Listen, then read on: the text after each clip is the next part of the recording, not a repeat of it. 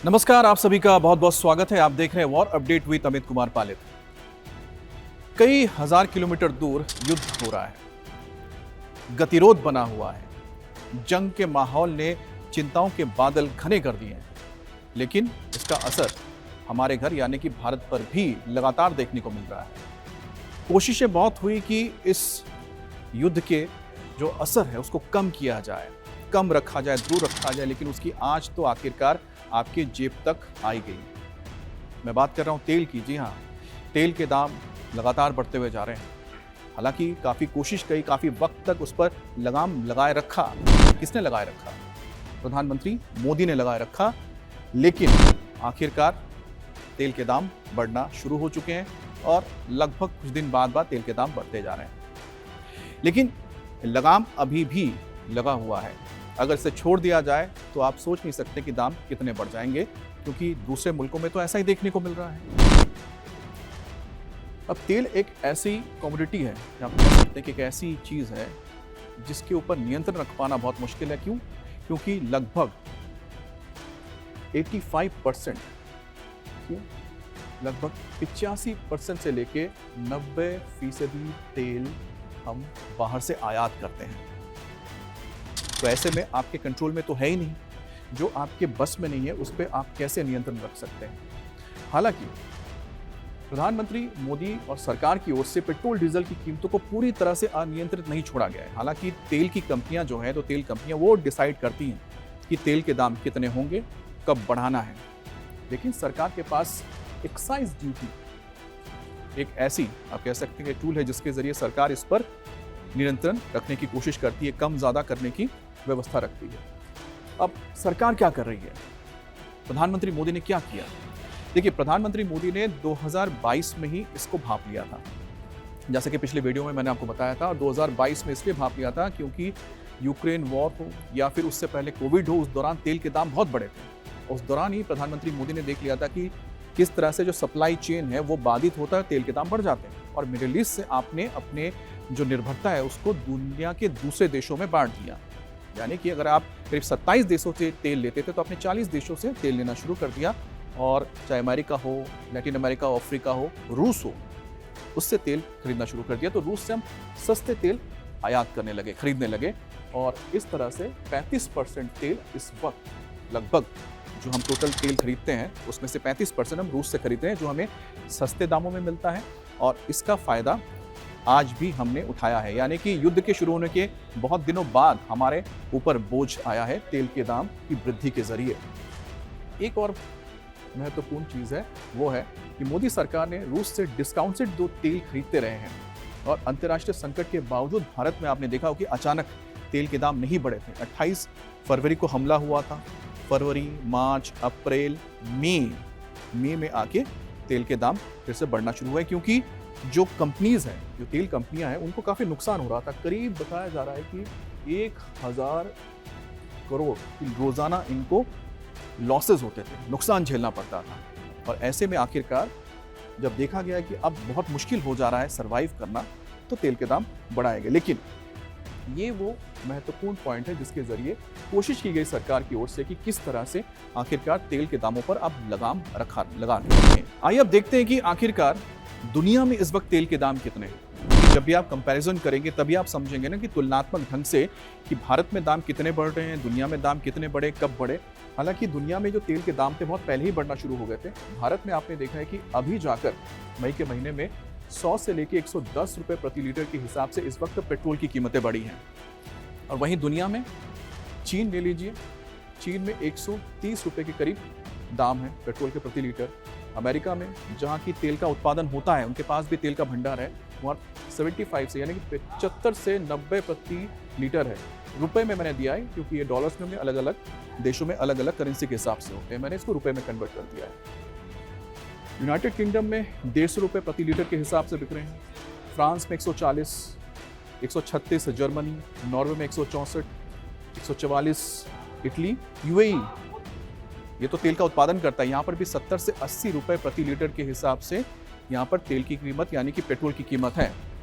अब इस चार्ट के जरिए आप समझिएगा, क्योंकि करीब करीब दाम इतने ही हैं, लेकिन आप जानते हैं कि जिस तरह से क्रूड ऑयल के दाम रोजाना बढ़ते हैं फिर गिरते हैं, तो उस हिसाब से ये चेंज हो सकता है। लेकिन इस वक्त जो मैंने देखा था तो ये दाम अभी निकले हैं। तो उस लिहाज से देखा जाए तो आप देखिए कि भारत कई अपने पड़ोसी मुल्कों से, साथ ही साथ दुनिया के बड़े देशों के साथ अगर कंपेयर किया जाए, जो विकसित देश हैं, उसके हिसाब से भारत में अभी भी लोगों को काफ़ी राहत है। लेकिन ये राहत कब तक दे पाएंगे, इस पर हमेशा एक सवालिया निशान लगा हुआ है, क्योंकि हम बाहर से तेल आयात करते हैं। सारा कुछ निर्भर कर रहा है कि मिडिल ईस्ट में जंग के हालात क्या बनते हैं। मिडिल ईस्ट में जितना तनाव कम होगा, जितना स्टेट ऑफ हॉर्मुज से तेल आने लगेगा, आप देखिएगा कि दामों में अचानक फिर से धीरे धीरे कटौती होने लगेगी, जैसा पहले भी हुआ था। अगर आपको याद हो, सेंचुरी एक बार पहले भी मार चुके 2021 में, अगर मैं गलत नहीं हूँ, तो 2021 में भी दाम करीब 100 रुपये छू गए थे, और उसके बाद फिर जैसे ही दाम स्थिर हुए तो फिर से दाम नीचे आ गए। तो सरकार की ओर से ये कोशिश है कि दामों के ऊपर किसी भी तरह से लगाम लगाया जाए और किसी भी तरह से ये बेतहाशा दाम ना बढ़े। अब भारत में जो कीमतें हैं, ये नियंत्रित रखने के लिए मुख्य कारण क्या है, किस तरह से दाम को नियंत्रित रख रहे हैं प्रधानमंत्री मोदी? क्योंकि जो वैश्विक यानी ग्लोबल अभी हालात हैं, वहाँ पर तेल के दाम के ऊपर नियंत्रण रखना हमारे बस में नहीं है। आप रख सकते हैं सिर्फ अपने घर में किस तरह से इसको आप मैनेज कर रहे हैं।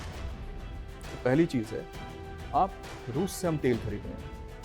कई बार दबाव आया अमेरिका की ओर से कि आप रूस से तेल मत लीजिए, लेकिन भारत ने कहा कि नहीं, क्योंकि हमें सस्ता तेल मिलता है, हम अपने हित में सोचेंगे हम रूस से तेल लेंगे, और अभी भी रूस से तेल लिया जा रहा है। तो ये हमारे लिए सबसे अच्छा एक सोर्स है जो हमें डिस्काउंटेड रेट में देता है। और दूसरी बड़ी बात है, डॉलर नहीं, हम अपनी करेंसी में यानी कि भारतीय करेंसी में डील करते हैं रूस के साथ। दूसरा है, सरकारी तेल कंपनियों द्वारा कुछ समय तक नुकसान को झेला गया, अब उन्होंने झेला, लेकिन जब आपने देखा कि 1000 करोड़ रुपए अगर रोजाना घाटा हो रहा है, तो उसके बाद ये बहुत मुश्किल हो जाता है, क्योंकि तेल आयात करना पड़ता है, खरीदना पड़ता है। तो ऐसे में कब तक ये हो सकता है, जिसके बाद तेल के दाम बढ़ेंगे। एक्साइज ड्यूटी में समय समय पर कटौती की जाती है। अब देखिए, सरकार की ओर से हाल ही में 10 रुपये एक्साइज ड्यूटी कम की गई थी, क्योंकि उनको पता था कि तेल के दाम बढ़ रहे हैं, तो 10 रुपये घटा दिए गए थे, तो इससे तेल की कीमत कम हो गई थी। तो सरकार की ओर से एक्साइज ड्यूटी को कम करके इसको नियंत्रित कर दिया गया, 10 रुपये का आपको कुशन दे दिया गया था। लेकिन इसके अलावा भी अब जैसे राज्य सरकार है, राज्य सरकार इस पर वैट लगाती है। अब राज्य सरकार को भी सोचना पड़ेगा कि कौन कौन से राज्य सरकार वैट में कटौती करेंगे जिसका फायदा आपको मिलेगा। तो जब एक्साइज ड्यूटी 10 रुपये घटाए गए थे, तो उस दौरान कई राज्यों ने भी कम किए थे वैट, जिससे लोगों को करीब 10 से 15 रुपये का भी फायदा हुआ था। अब इसके अलावा रणनीतिक तेल भंडार, ये बहुत महत्वपूर्ण है, क्योंकि ये आपके जो तेल को मैनेजमेंट हम कह रहे हैं ना, मैनेज करने के लिए बहुत महत्वपूर्ण हो जाता है। मौजूदा वक्त में हमारे पास 55 लाख बैरल रिजर्व है। अब इसको बढ़ाने के लिए प्रधानमंत्री मोदी ने कोशिश की, क्योंकि जब आपके पास ज़्यादा तेल रहेगा तो आपकी जो सिक्योरिटी होती है, एनर्जी सिक्योरिटी, वो बरकरार रहती है। और आप जिसको कुशन देने की बात होती है, आप सस्ते दामों में तेल खरीदिए तो स्टॉक करके रख दीजिए। जितना आप स्टॉक करके रखेंगे, बाद में उसको आप एक कंट्रोल रेट में फिर आगे निकाल सकते हैं, और लोगों को इससे फ़ायदा होता है। तेल अचानक के दाम नहीं बढ़ते हैं। तो भारत की कोशिश क्या है, यूएई के साथ इस वक्त जो डील हुई है, उसमें 30 मिलियन बैरल। अब 30 मिलियन बैरल का मतलब हो गया कि 3 लाख, यानी कि 3 करोड़ बैरल अब भारत में तेल आने वाले वक्त में रखा जाएगा। 3 करोड़ बैरल तेल, उसके लिए फैसिलिटीज़ हैं, जैसे विशाखापट्टनम में भी है, मैंगलुरु में है, क्योंकि ज़मीन के नीचे रखा जाता है इसे। स्ट्रैटेजिक इसको ऑयल रिजर्व कहते हैं, जिस पर अगर युद्ध का वक्त हो, कोई भी आप कह सकते हैं कि इमरजेंसी सिचुएशन हो, उस दौरान ये तेल सेफ रहता है और इसका इस्तेमाल किया जाता है। तो ये जो एक्साइज ड्यूटी के बाद जो सबसे महत्वपूर्ण है, स्ट्रैटेजिक रिजर्व भंडार को बढ़ाना, और यही प्रधानमंत्री मोदी ने किया यूएई में जाके।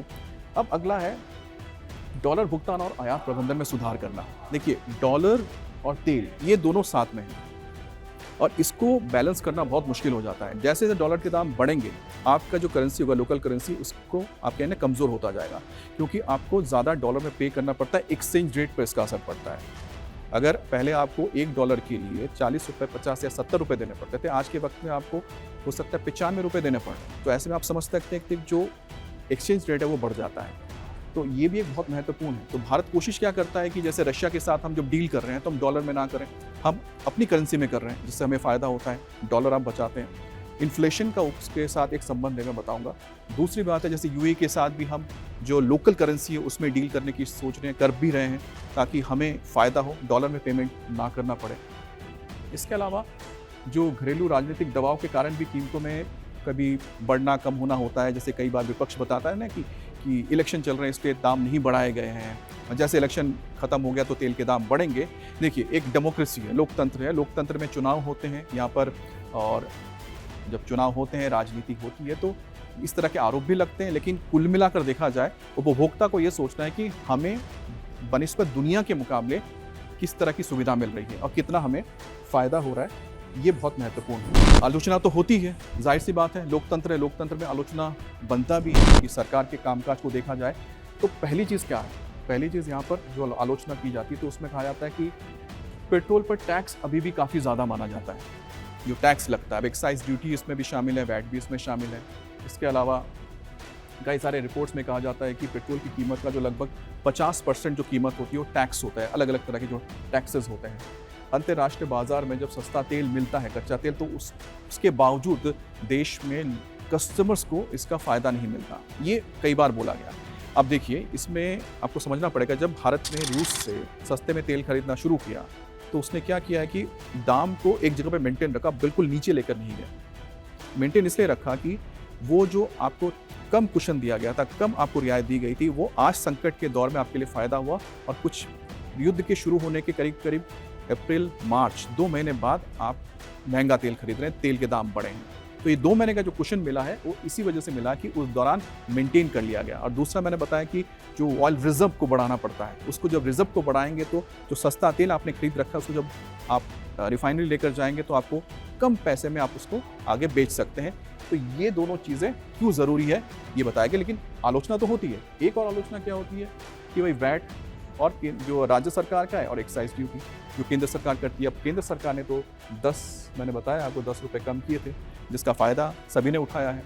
अब अलग अलग राज्य ये तय करेंगे, क्योंकि हर जगह पे तो एक पार्टी है नहीं। सेंट्रल में अगर बीजेपी की सरकार है तो दूसरे राज्यों में, जैसे कर्नाटक में कांग्रेस की सरकार है, केरल में अब कांग्रेस की सरकार है, तो अब ये तय करेंगे कि अपने राज्य में वो कितना वैट लगाएंगे, वैट को कम करेंगे, लोगों को कितना फ़ायदा पहुँचाएंगे, ये अब अलग अलग सरकारों को तय करना है।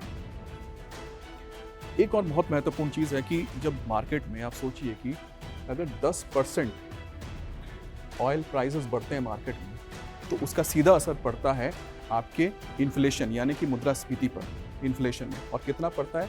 करीब 30 बेसिस पॉइंट वो बढ़ जाता है इन्फ्लेशन में, अगर 10% आपकी क्रूड ऑयल में बढ़ोतरी होती है तो सीधा, यानी कि महंगाई के लिए जिम्मेदार है।